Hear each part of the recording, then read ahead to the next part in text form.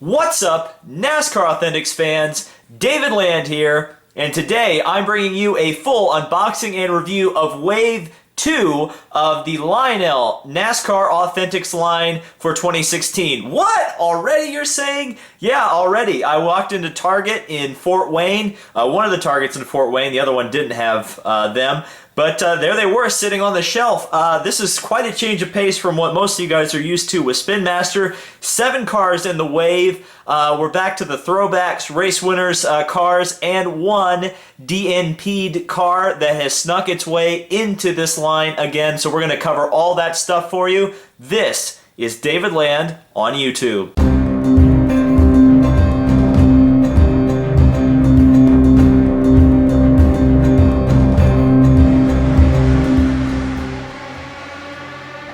So here we are, the first car in the Wave. It's a Dale Jr. Amp Energy Passion Fruit car. And before I review this, please be sure to hit the like button. It helps me out tremendously, lets me know what you guys think of the content. I got a goal of 300 likes like I did for the other videos, the last 2 videos, and you guys are close to hitting it on the first Wave video, and we definitely hit it on the Wave 3 video. And by the way, Wave 4 review for Spin Master is coming soon, so I know some people were asking about that. Anyway, here's the Amp Energy Passion Fruit car. There's my face.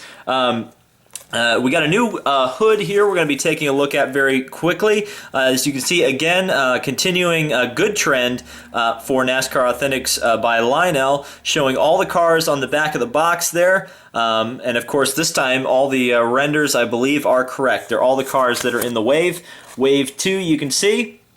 Dale Earnhardt Jr. 1/64 scale, which implies to me that there might be 1/24 scale cars out there. I don't know. So let's take a look at this thing. I don't have no idea what race this ran at, so you guys will have to let me know in the comments. Maybe Martinsville, I want to say, but that's just me going just completely as a guess. So here is the car. Let's take a closer look at it. So here is the first car in the Wave out of its box, the Passion Fruit Amp Energy car. Has anyone actually ever had Amp Energy Passion Fruit? I have no idea what Passion Fruit tastes like. In fact, I have no idea what Amp Energy tastes like. It's interesting to get a pink car. I think this is like for a retail line, aka NASCAR Authentics, I guess we can call it now. This is like a first for NASCAR Authentics to get a pink car. Interesting that we never got any of like the breast cancer awareness cars before. Potentially we'll be getting them now, seeing as Lionel seems to really is really pushing the variety in terms of the paint schemes and the kind of races that are represented in terms of like what we're getting in the Wave. So you know, you never know. I don't believe this was like a breast cancer awareness thing. It's much more just about what the product looks like. So fairly interesting paint scheme. I'd say this is a good choice, even though it is another Dale Jr. car. Yeah, good choice.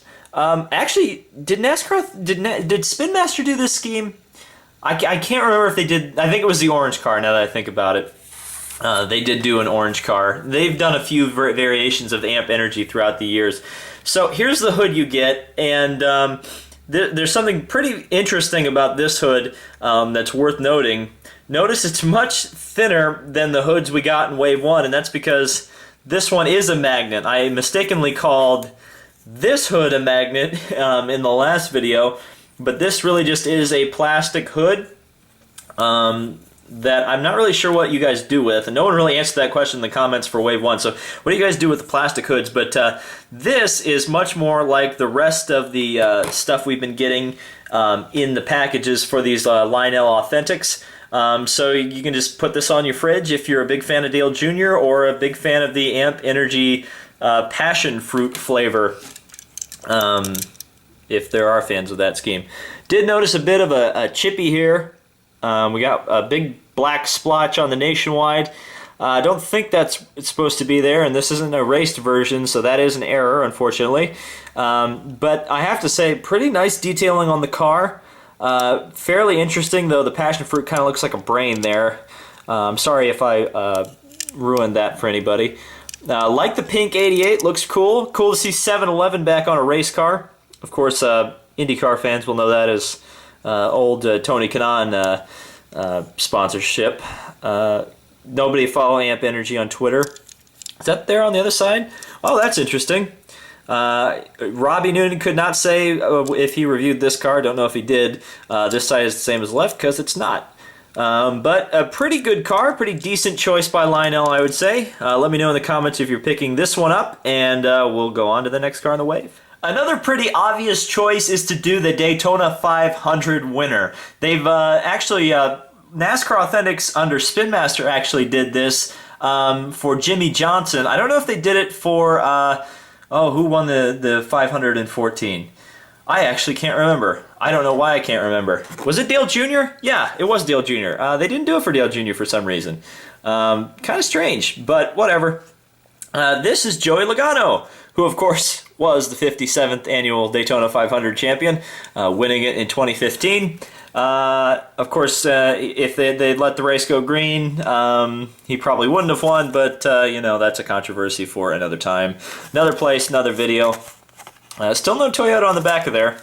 Still looking for it. Maybe it has more to do with like the wave that the cars are in.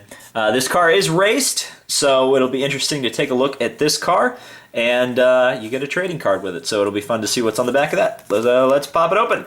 This is, of course, one of my favorite paint schemes in all of NASCAR. I think it looks great.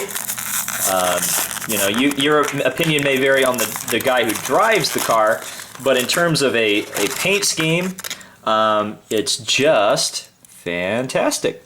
So let's take a closer look. So here it is in all its glory, our second raced version of a 1/64 scale NASCAR Authentics diecast we have gotten. In fact, we've got a third coming in this wave. We might do it next.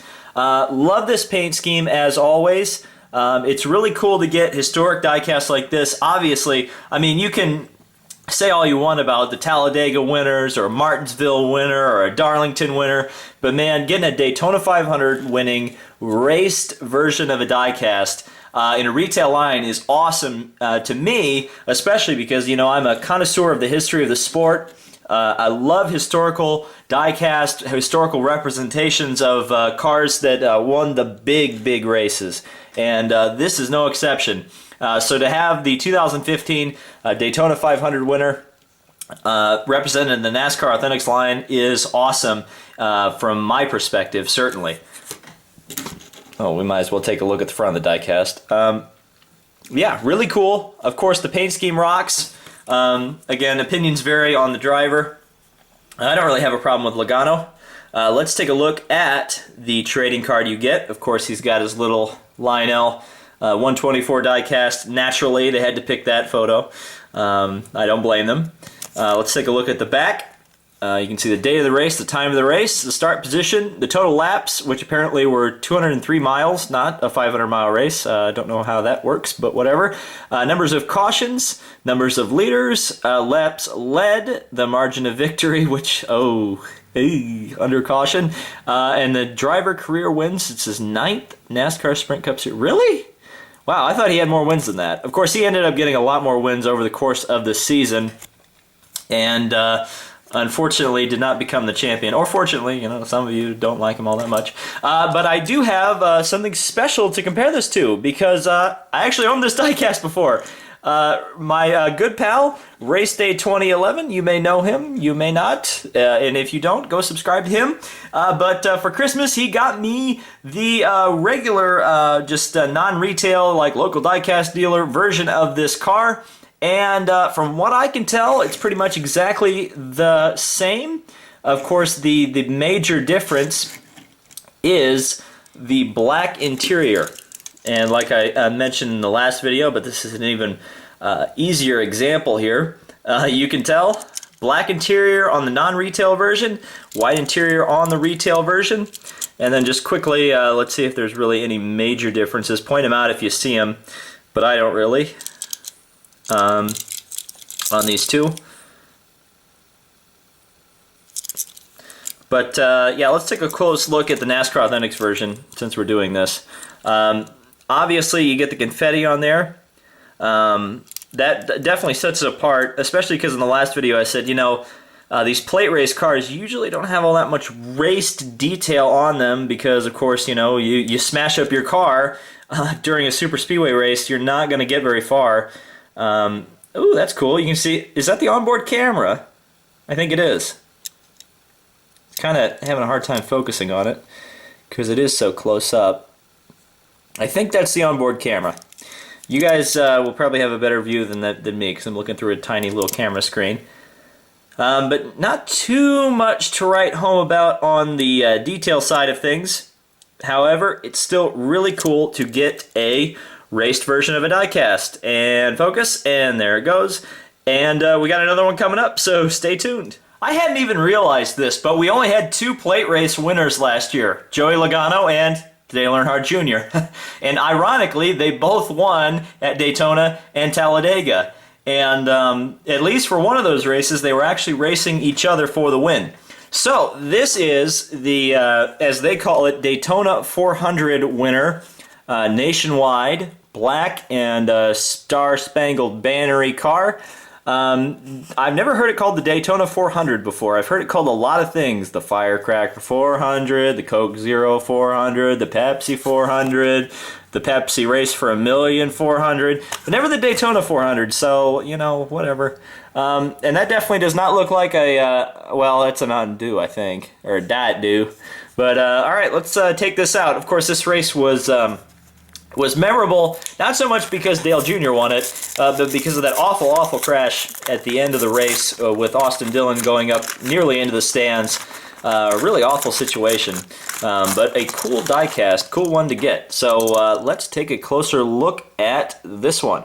Longtime NASCAR Authentics fans will know I call the NASCAR Salute cars the America cars, and even longer time NASCAR Authentics fans will know that these America cars sat on the shelves forever for some reason.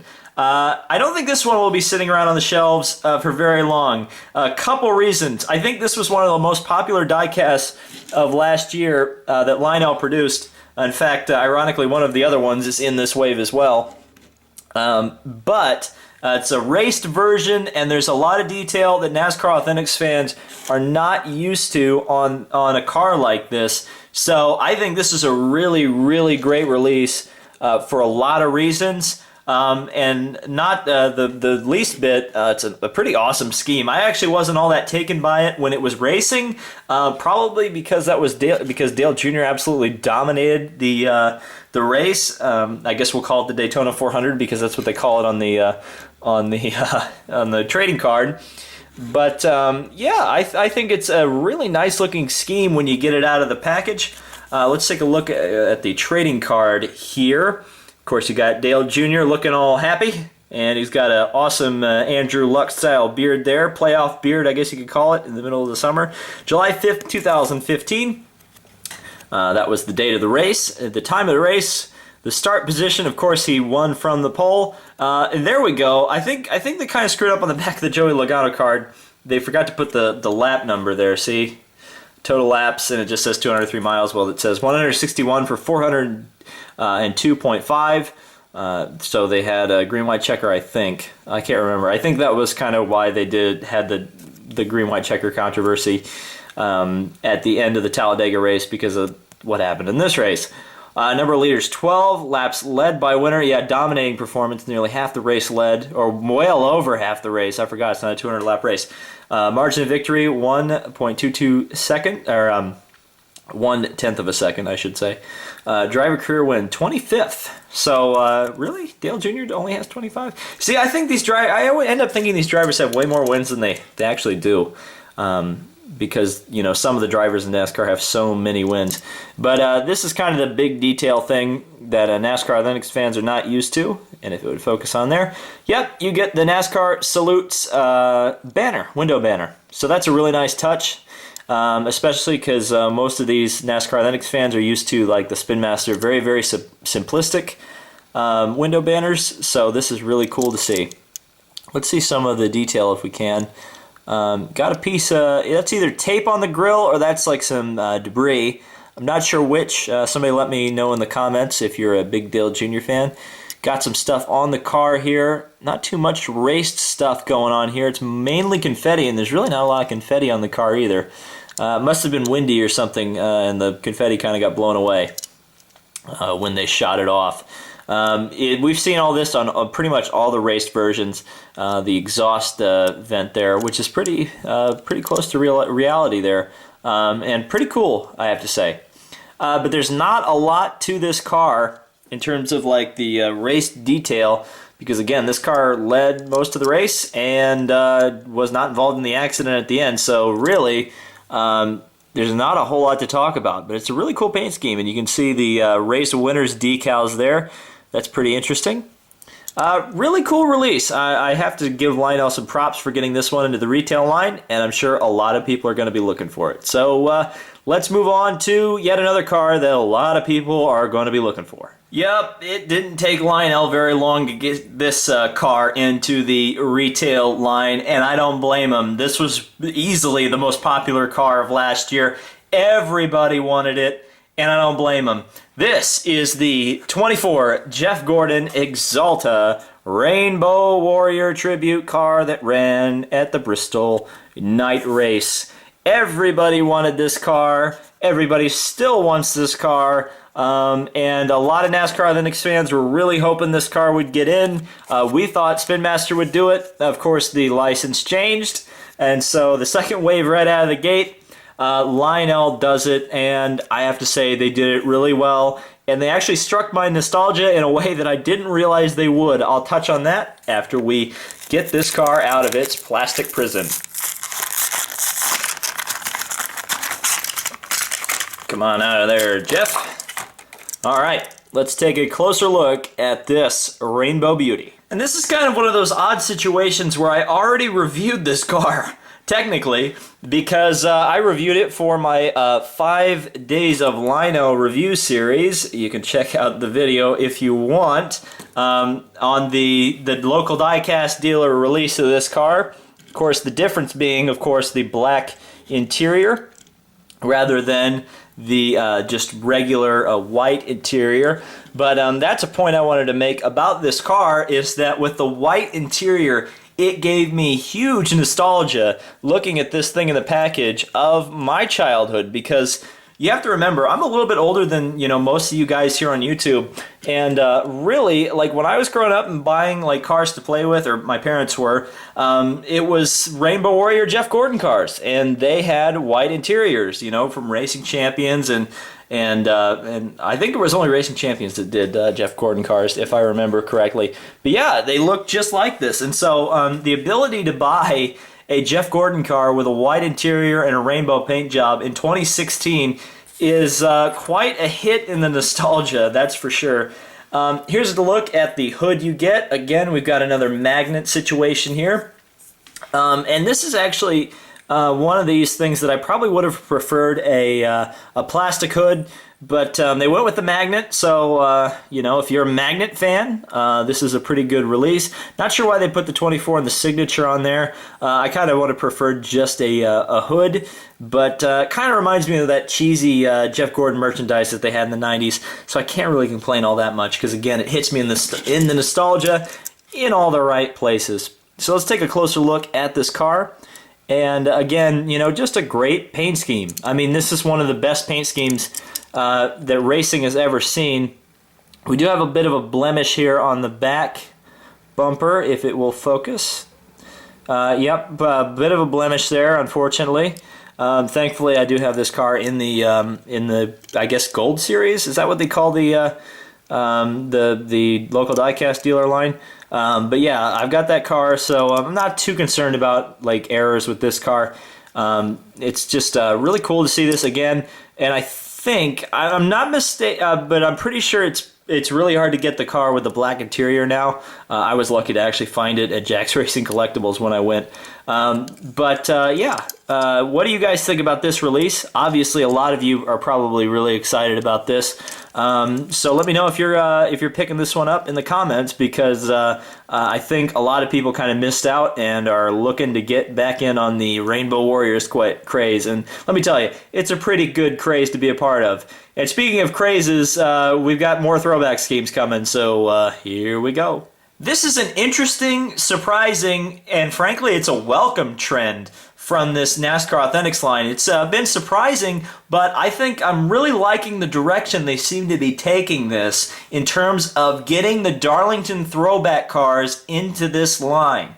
Obviously, I mean, when you think about it, we've had 13 cars released so far, and 5 of them have been Darlington throwback cars? That's pretty cool, and honestly, if we get like the full grid of them, at least the throwback schemes, and possibly Carl Edwards because he was a race winner's car and we got a raced version of that, that'd be really awesome. But yeah, I was kind of complaining a little bit in the last video about the choice of the Tony Stewart scheme. I was thinking, well, you know, if you're doing a Darlington throwback car, why'd you pick that one? But if we're looking at this just strategically, and we get most, if not all, of the Darlington throwback cars, it's going to be awesome to have a complete collection of these cars. And if that's indeed what Lionel's doing, holy smokes, that's awesome. So this is the Caterpillar Throwback 31 Ryan Newman. We haven't gotten a Ryan Newman in forever, and in fact, I think it was like Spin Master couldn't get a Caterpillar car made. And like now we have a Caterpillar car. Like what in the world is going on? But a great addition to the line, and let's take it out of its box. So yeah, I'm really enthused about the throwback cars. I think it's a great direction that that Lionel is going, and if they continue this and actually like complete the set, it's going to make an awesome display piece. So let's take a closer look at the Caterpillar car. So here it is out of its box. This car kind of has like a matte finish to it. It's kind of very smooth, but it's not like glossy. So it's like a matte yellow finish. I don't know if that's how the old Caterpillar tractors used to be. I would assume it possibly could be them, but it's a really interesting scheme. It's kind of plain. I would probably, you know, if I didn't kind of suspect that they were doing a lot of the Darlington throwback cars, I would kind of complain about their choice here. But getting a scheme like this out early, especially if we get stuff like, you know, the Trevor Bayne, Mark Martin tribute, later on, it's going to make up for it in a big way. So, you know, again, getting all these Darlington throwbacks is really cool to a collector like me. And again, if we get a full set, that will be awesome. It will rock my socks. So let's take a look at the magnet you get with this. Standard Darlington Raceway throwback magnet. If we get a full set, again, that's going to look awesome on a fridge. I'd love to see somebody put all these up on a fridge. So like send that to me on Twitter or something if you do end up completing a set. So here we go, the Caterpillar car up close. Let's take a look at it real close. I think, yes, this is, now that I think about it, the first 31 car we've gotten, period, in any NASCAR Authentics line. There was a prototype showed for Spin Master. It was a Cheerios car, but it never got made. So Spin Master never took the opportunity to do this car. Perhaps it was due to the Caterpillar thing. That looks like a chip, maybe. It's kind of hard to tell. But yeah, so and the long-standing rumor was that Caterpillar did not want diecasts in a retail line, and here they are. So obviously, maybe Lionel's lawyers are better than Spin Master's lawyers. That looks like a NASCAR throwback logo. I'm not entirely sure, but it's on all the throwback cars, so I'd assume that's what it is.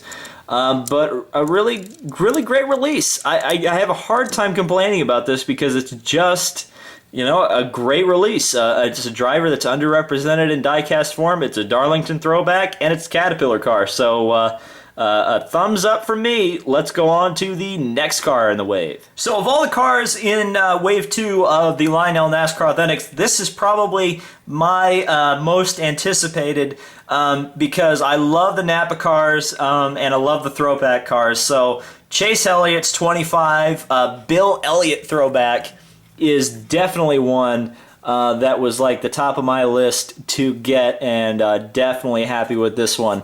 Really cool. This car like I said, threw it back to Bill Elliott's old number 9 Coors car that he ran in the 80s. So you've even got like the Coors italicized font there, or not italicized, cursive font there. So let's take this one out of its box. A very exciting release for me, and I think this was one of the better throwback cars out there. Even though you know, some of the better ones were like the Mellow Yellow and the Mark Martin. In fact, any Valvoline tribute was pretty good. Both the Trevor Bayne and Dale Jr. cars were probably the top of the list for me. So let's take a closer look at this one, and it's a beauty. So naturally, this is just a really awesome release. I couldn't be happier with this one. Just a classy scheme, a really, really cool looking car. And I have to say, this scheme is easily better than the NAPA scheme they chose to run this year. I'm not really sure what they were thinking, because NAPA's colors are blue and yellow, and that NAPA scheme they're running this year has no yellow. I don't understand. It's like red, white, and blue, and it's like, what? Wait, what? That's not a NAPA scheme. What are you guys thinking? This is a NAPA scheme. Look at that. Beautiful. The yellow and the blue works great together, and it definitely looks great. So let's take a look at the magnet you receive with the Darlington Raceway throwback thing. 25 Chase Elliott, all that good stuff. I did actually have this car, another Chase Elliott 25 from this year. I bought this in the summer and also reviewed it, so you can check out that video if you'd like. I think this scheme is a little bit better than the throwback scheme. This is probably my favorite of the Chase Elliott Sprint Cup schemes, hence why I bought it. But this one's a close second in terms of the Sprint Cup schemes he's run so far. Just a really cool looking piece of diecast. I just like for some reason these throwback schemes, most of them anyway, are so much better than like the regular schemes these teams choose to run. I don't know why. It's like, it's almost as if they did like paint scheme creation peaked in the 80s. You know, it's like everything else is like so complex now. It's like, just slap some logos on there, make some cool like design, like real simple design, draws attention to the auto parts and NAPA, and you know exactly what the car is when it's going down the road. I don't know. I'm just an old curmudgeon in some ways. So a really neat car. I'm really happy to get it. Again, it's hard to say a lot of things about a car you like, because it's like, it's great. So let's go on to probably the most interesting release Lionel decided to make.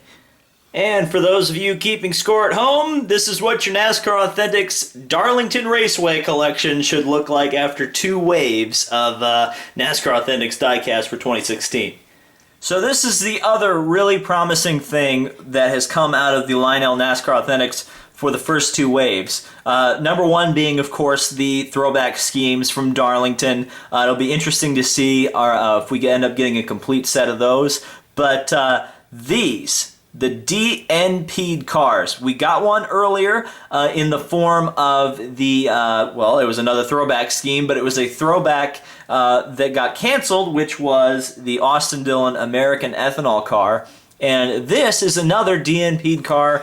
This is the 14 Mobil 1 car of Tony Stewart. I don't know if this is a Salutes paint scheme or not, or if it's just a Mobil 1 paint scheme, because there's no Salutes banner, but it kind of, the color scheme kind of gives me that feeling that it's a Salutes car. I may be completely off base with that prediction, but again, it's really awesome to get cars that are unavailable through just like your regular diecast dealer. You have to go to Walmart to get this one, so or actually Target, that's where I got these cars.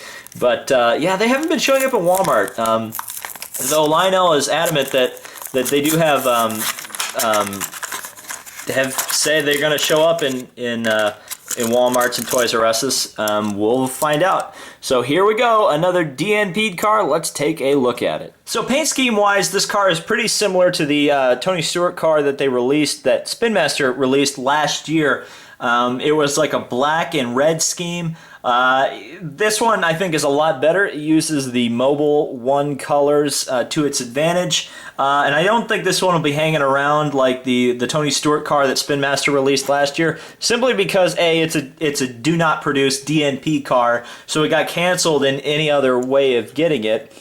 But you know, it's also an eye-catching scheme of a driver that's retiring this year. If you didn't remember or haven't been in into the NASCAR news all that much, Tony Stewart hangs up the NASCAR helmet at the end of next year, or this year, I should say. Of course, he's not retiring from racing, and I don't think he ever will, fully anyway. He'll be doing the sprint cars and whatever else tickles his fancy. Unfortunately, that probably won't mean the Indy 500, even though I think he should do it. You know, lose about 20 pounds, Tony, and come race in the Indy 500, please, pretty please. But yeah, so a pretty neat scheme. I definitely prefer it. It's probably the best Mobil 1 scheme he has. Again, we've gone full magnets on this for the hoods this wave. So we've got the Darlington magnets, the hood magnets, and the 2 training cards for this wave. So that's your pack-ins. Let's take a closer look at the diecast. Again, another scheme I just, I like the scheme. I like the white. I like how many Mobil 1s you've got in a little confined space, especially if you look at the back there. Of course, this is like a rotating door of sponsors for Tony Stewart. He's got like 3 or 4, and they're all like here. Like Bass Pro Shops will sponsor for a race, Mobil 1 will, and then Rush Truck Centers will. So yeah, I mean, that's just kind of the cost of doing business these days in racing, trying to make it work, and you have to have a lot of primary sponsors. Or no primary sponsors, and just a lot of associate sponsors that just come on to the hood every once in a while, and that's how you make it work. But hey, that's how the business works these days. Really, really cool. Not a lot to say because it's such a good car. I'm not noticing any blemishes or errors on it. So are you guys planning on picking this one up? I would assume you are, and I'd assume a lot of like hardcore NASCAR collectors are going to as well, because this is the only way to get it.